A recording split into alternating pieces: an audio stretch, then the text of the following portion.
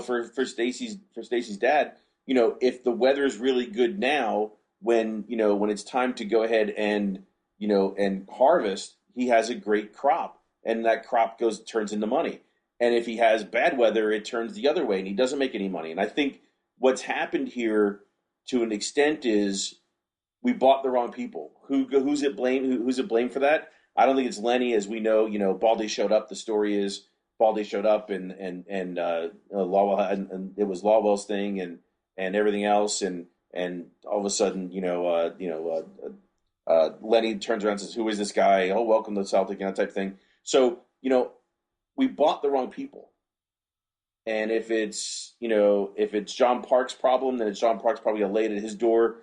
Did we spend less? Yes, but I look at this and I think to myself, we didn't do the right thing, and I think part of us buying all these players now is kind of like making up for what's happened, replacing two, adding a couple more. I know, even still, I think Burgett is probably gone back to Cardiff by January. So what he said, what Lowell said, when he puts those numbers out there, it makes a little bit of sense. He said, we have an 11.3 million pound profit. We have another 4 million in the bank as of earlier in the year.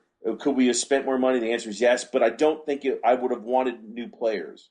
I think where we should have spent money is we could have given another $500,000 to $800,000 raise and held on to some of our players for another 6 months to a year, made it, and then made 20 million, because we're going to spend 20 million. But I guarantee you, if we still had Ledley here, and we still had a couple other players that we had gotten rid of, it would have been a different gig when it comes down to what happened a couple weeks ago against Maribor. And that, to me, is where the problem is. I think they just made the wrong choices, and they played the getaway. Let's buy, accumulate to speculate, when they really didn't have to, by buying loads of players. And I think this whole big logjam we have at the top now is just an overcompensation for what's happened. Okay, you gotta promise me that will not be the only farming reference you ever make on this podcast. I'm loving that. Some Idaho like potato farm. There you go. No, corn. Right, okay, Corn. corn farming. Alright, first couple of points here to kind of pick up on things you're talking about. I mean, right, I think what's happened is Ronnie came to the club and he was like, I don't want to loan players, I want to bring in our own players to buy. I think he basically was over ambitious. He's going up to a bigger club, he's going to Celtic thinking, wow, Celtic are a big club, I'll be able to attract tons of good players. And then he looked at the market and went, hold on, nobody wants to come to us permanently. So we had a bit of a U-turn and we're going for these loan deals or loan to buys. You know what? Over the last few years we've had this, people keep on saying Moneyball, it is not Moneyball. The whole thing of like buying rough talents and trying to develop them into good players. It worked out well, obviously with Wanyama, and it's failed miserably with the likes of Pookie, Baldy and numerous others. I'm sick of buying players that, I mean, we paraded for Johnson, Icelandic boy, like he was a new signing, like he was going to go straight into the team, and he's never kicked a ball for us. Buying all these guys, some of them don't even get a game, some of them barely play, they don't develop into the players we want. We've suddenly taken a dramatic U-turn where we're like, let's go out and buy players for now. And I find that quite refreshing and a bit more exciting about, in 2 years' time this guy's going to be great. Well, we've got him on a 3-year contract, so how does that help us now? How does it help us at all? If I said to you at the start of the summer, right, we've got about six new players in this summer, or is it 7 including Gordon, right? But you're going to get Scotland international goalie, who at one stage was the most expensive goalkeeper in Britain. You've got a guy who was at Manchester City and scored 20 goals in a season for Feyenoord in 22 games. A guy who's been banging in the goals in the first division of Spanish football. Well, if you take a championship player, you'd probably take a Spanish first division player. A guy who's played for Sevilla and went to Rubin Kazan for quite a lot of money and was meant to be quite good there. And a guy, Alexander Tonev, who we've been chasing for quite a while, who was apparently a bit of a star for Lech Poznan. I mean, that's actually some pedigree. And then you also add Burgett in there, Derriere in there, who's a highly rated Manchester City youngster. So the kind of like level or pedigree of player that we've been bringing in seems to be better than the kind of Pookies and the Baldies and whatever we've been bringing in recently, and the Rasmussens or whatever, you know? Are you not a little bit more excited about this crop than previous? I mean, last year I remember like we were talking about this last year, and we were singing the Pookie song and all that sort of thing. But did we really have that high hopes for the likes of Pookie? Were you not really kind of like a wee bit? Oh, I don't know how this is going to go. It's yet another young player we're trying to bring in. I mean, he was probably the highest profile that we brought in out of a lot of them, and I don't think anyone was really excited for Balde. And the second he signed, Lennon said, "This guy's not ready. We've got to, we've got to get him ready to play football." I don't think he even learned to speak English. I'm much more excited about the prospect of this season and these players than I have been in quite a wee while. Yeah, even after Pookie came on and scored it, where did he score? At Hearts, right? The first game he came in, scored against Yeah, Hearts. it was a header, was it not? Yeah, yeah. And I was like, that was nice. I still wasn't excited. Yeah.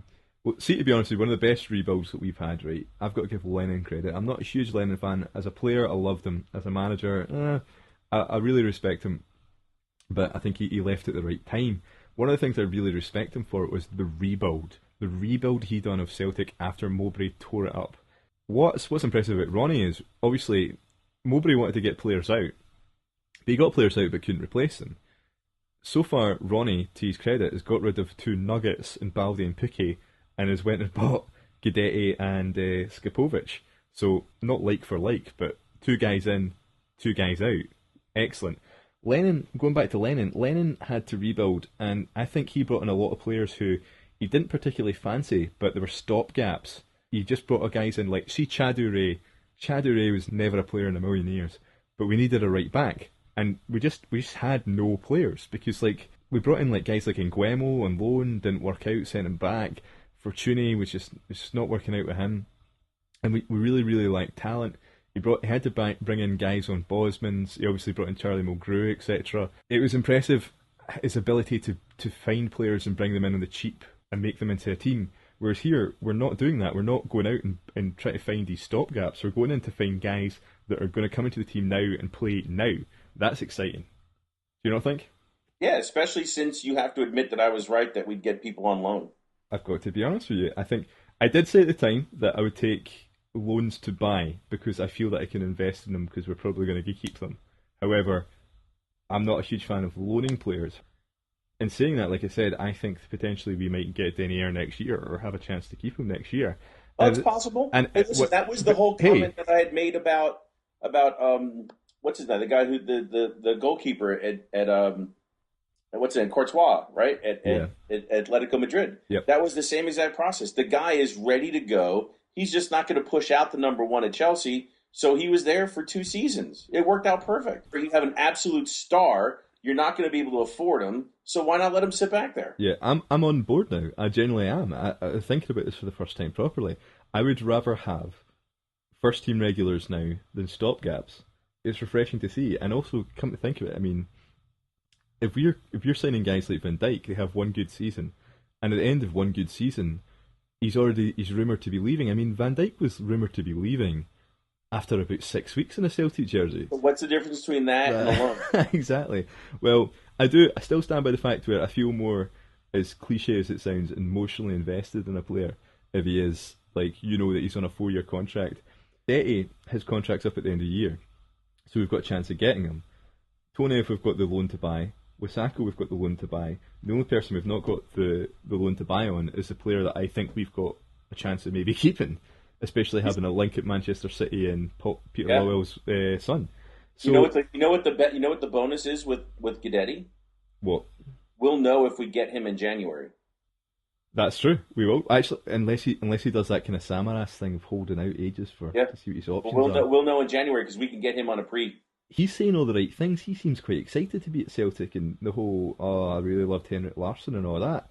And I tell you what, right, this is a really strange thing, but I was actually in Rio de Janeiro and I was working over there and I bumped into 2 Swedish guys who were Swedish Premier Division football players.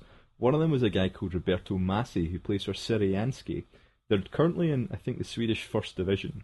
At the time, they'd just been promoted to the Premier Division for the first time in their history. And Sirianski, if you don't know, are a team of Syrian immigrants. So they were like, oh, Celtic, you're an immigrant team. You're like us. We know you. We know your club. We love your club. We kind of think of ourselves like you. And And I was like, oh, that's cool because, like, obviously they knew about the Irish immigration, that sort of thing, and representing a community, and it meant a lot to them. But they were like, no, no, you don't understand. It's not just us. People in Sweden really like Celtic. Like, because of Larson, all the games were on TV on a Saturday. So we actually had easier access to watching Celtic than watching our own teams.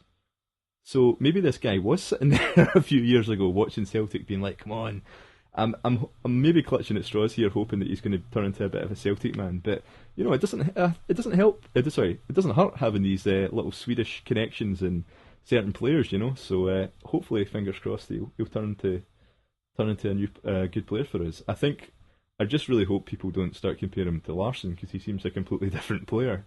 Oh yeah, I would say he's more of a Hartson Bulldog type guy to me. For me, just Absolutely. But you know what? Yeah. What have we been crying out for in the last wee while? Yeah, so yeah, someone to boss the middle. Agreed.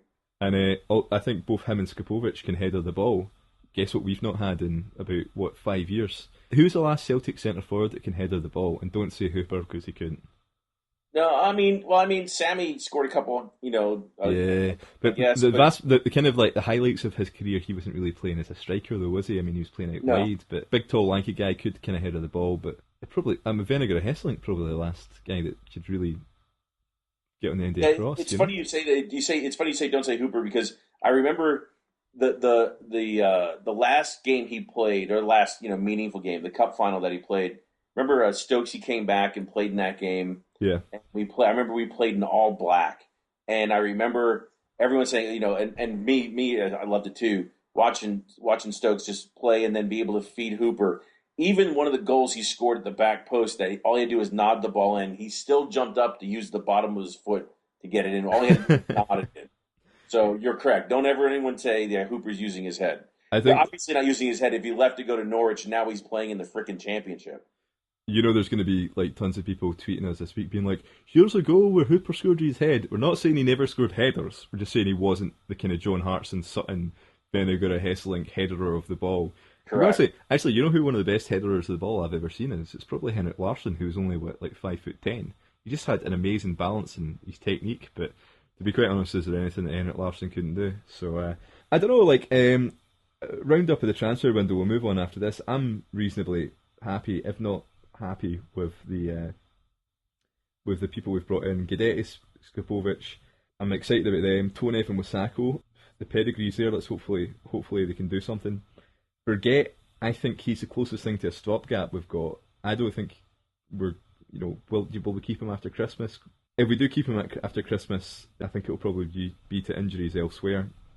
Where do you squeeze the guy in? Jesus Christ, injuries, Paul, really? You think so? I mean, we'd have to have a car crash, and 8 of our players go down for him to get back into the first team. We'd have to have food poisoning problems at Lennoxtown. Right, I don't fancy the guy. You don't fancy the guy as a player, but Ronnie likes the player because he's like the Norwegian guy he brought in. You think that you'd probably maybe be loyal to him, but no, I just can't see it myself. No, come on. Listen, let me tell you why I don't buy this whole. He's loyal to him because. No, I'm not saying he's definitely going to. Why. Listen, let's say Ronnie comes down to coach my son's U14 soccer team, right? Football team, whatever you want to call it. He says to my son, Max, you are a great goalkeeper. You are the person I want to play. You control the back. I love it. Then all of a sudden he moves on to play, to coach Celtic. He says, a year later, hey, Max, I know you're only 14. You were who I trusted when I was coaching U14 soccer. Come here and play in the first team at Celtic. Yeah, I hear you. You can only be loyal to the level you're playing at. Thinking about it now, we've got him on loan till Christmas. If we get rid of Stokes, Griffiths, and potentially Commons at Christmas, and obviously, like we've said in the programme before, we want Commons to go nowhere. I think probably, I think the time's up for Griffiths and Stokesy. I don't really see. I think your boy Griffiths. I read something about an emergency loan. We'll see what happens. That he's going to go to Hibs. I thought emergency loans could only happen for goalkeepers. I can't. I'm just telling you what I read. I don't know. We'll see. I mean, I don't know. The guy's got to play somewhere. I mean, I don't think it's. I don't know. I love this. Listen. I like the guy. I do. I like his passion. To me, I love the fact that he gets. I mean, that he's a Hibs fan. He's not going to let it die. I mean, to me, I love that. I mean, I like that, and I want to see him continue to be a Hibs fan if that's really what he is, and he's going to lay it out there. I dig that.